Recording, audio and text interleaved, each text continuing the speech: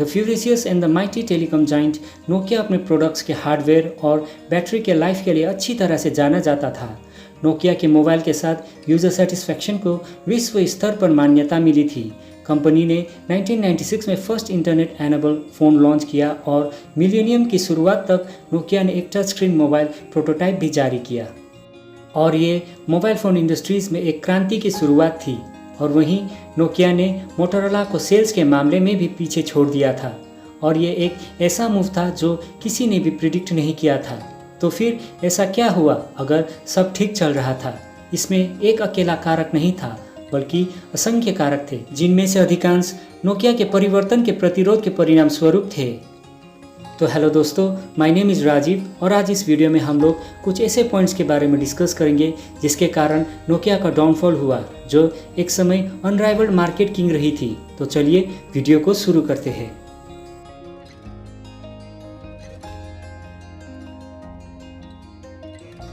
Nokia अपने mobile phone में Android bandwagon का एडवांटेज लेने में विफल रहा।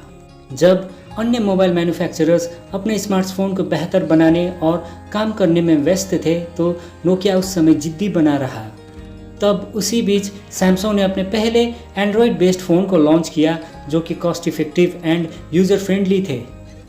पर तभी नोकिया का मैनेजमेंट टीम इस धारणा के तहत लगा रहा कि लोग टच स्क्रीन फ़ोन से ज़्यादा उनकी कीपैड लेआउट वाला फ़ोन को प्रीफर करेंगे और यही गलतफहमी नोकिया की डाउनफॉल या पतन की शुरुआत थी। नोकिया ने कभी भी एंड्रॉयड को एक एडवांसमेंट के रूप में नहीं माना और ना ही एंड्रॉयड ऑपरेटिंग सिस्टम को कभी अपनाना चाहता था। और फिर मार्केट ट्रेंड को समझने के बाद नोकिया ने अपना सिम्बियन ऑपरेटिंग सिस्टम को मार्केट में इंट्रोड्यूस किया। हालांकि तब तक बहुत देर हो चुकी थी क्योंकि एप्पल और सैमसंग ने मार्केट में अपनी स्थिति पहले से ही मजबूत कर ली थी और नोकिया का सिम्बियन ऑपरेटिंग सिस्टम के लिए कोई भी पैच जमाना बहुत मुश्किल था और यही नोकिया के डाउनफॉल के पीछे का सबसे बड़ा रीज़न भी था।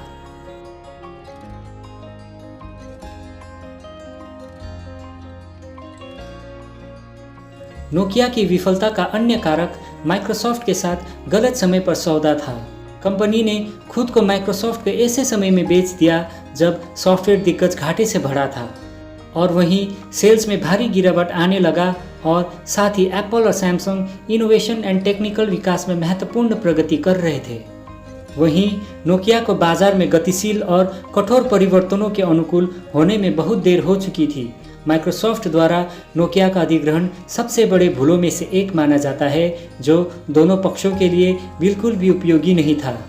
आमतौर पर एक खराब मार्केटिंग स्ट्रैटेजीज के कारण स्टार्टअप विफल हो जाता है और नोकिया के साथ भी ऐसा ही हुआ था। कंपनी ने अम्ब्रेला ब्रांडिंग की असफल स्ट्रैटेजी को फॉलो किया, जबकि एप्पल वह पहली कंपनी थी जिसने सबसे ऊपर आईफोन के साथ अम्ब्रेला ब्रांडिंग मॉडल लागू किया था। ये साल दर साल इस क्षेत्र में न्यू मॉडल्स जोड़ता रहा और वहीं सैमसंग ने सैमसंग गैलेक्सी सीरीज़ को लॉन्च करके उसी रास्ते का अनुसरण किया। लेकिन वहीं नोकिया इन सब संकेतों को लेने में विफल रहा। पिछले कुछ वर्षों में नोकिया द्वारा बनाया गया यूज़र ट्रस्ट अब धीरे धीरे कम होता जा रहा था और वहीं कंपनी अपनी बिक्री और डिस्ट्रीब्यूशन मेथड में भी काफ़ी इनएफिशिएंट होती जा रही थी।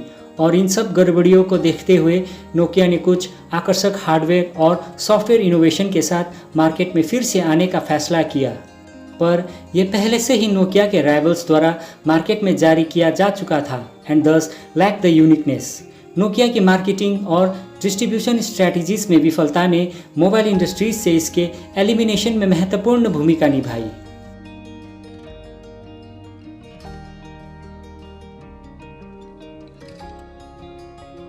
नोकिया ने कभी भी बदलती टेक्नोलॉजीज और ट्रेंड के साथ तालमेल नहीं बिठाया।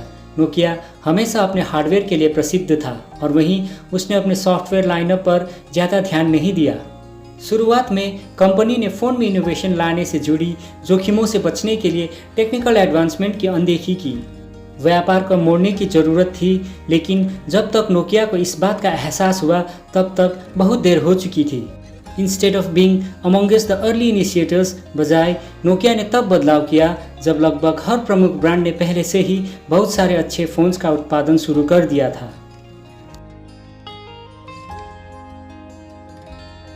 Nokia over estimated it's brand value. Company का मानना था कि उसके स्मार्टफोन के देर से लॉन्च होने के बाद भी लोग नोकिया द्वारा निर्मित फ़ोन को खरीदने के लिए स्टोर्स में जाएंगे, जो कि गलत साबित हुई। ज़्यादातर लोग अभी भी मानते हैं कि नोकिया बाजार में नेतृत्व बनाए रखेगा यदि वो एंड्रॉयड को स्वीकार करता है और uses better software at its core. हालांकि यह सच्चाई से बहुत दूर है। जैसा आज देखा जाता है, कंपनी अपने सॉफ्टवेयर सिस्टम के साथ फंस गई है, जिसे कई बग्स एंड क्लंक्स के लिए जाना जाता है। नोकिया को लगा कि उसका पिछला गौरव किसी भी तरह की परेशानी को कम करने में मदद करेगा, बट अनफॉर्चुनेटली चीज़ें इस बार उस तरह से नहीं चली।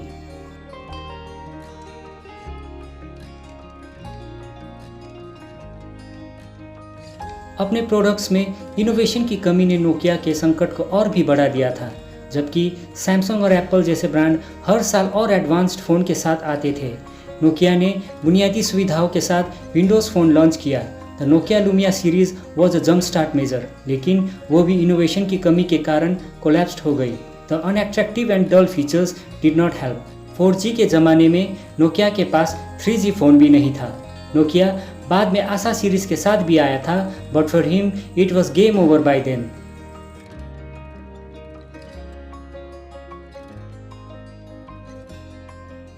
If you think consciously, what Google and Apple did was creating a community full of phone makers, developers and customers.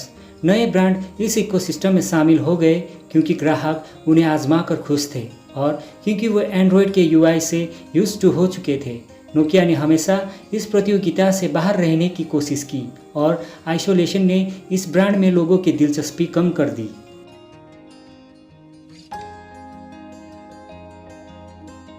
Stephen elope के कौशल को कोई भी नकार नहीं सकता, लेकिन कभी कभी एक लोकप्रिय और कुशल व्यक्ति का होना किसी कंपनी को बदलने के लिए पर्याप्त नहीं होता है।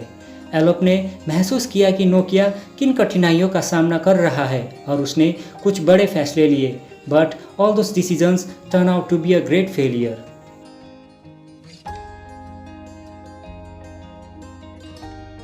गलत फैसलों और जोखिम से बचने के कारण मोबाइल जाइंट नोकिया का पतन हुआ।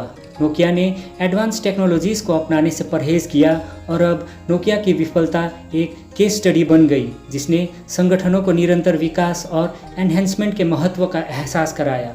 नोकिया, जो कभी दुनिया की सबसे अच्छी मोबाइल फ़ोन कंपनी मानी जाती थी, उसका 2013 तक आते सब कुछ खोने का सफ़र काफ़ी दुखद है। और इसके अलावा नोकिया में लीडरशिप और गाइडेंस की भी भारी कमी थी, और इन सब फैक्टर्स को मिलाकर such as resistance to the evolution, deal with the Microsoft, moving to slow with the industries और overestimation of the brand value, all this factors were the main reasons जिसके कारण नोकिया जैसे Giants का पतन हुआ। And with that said, I'm taking a leave. Hope you had learned something from this case study.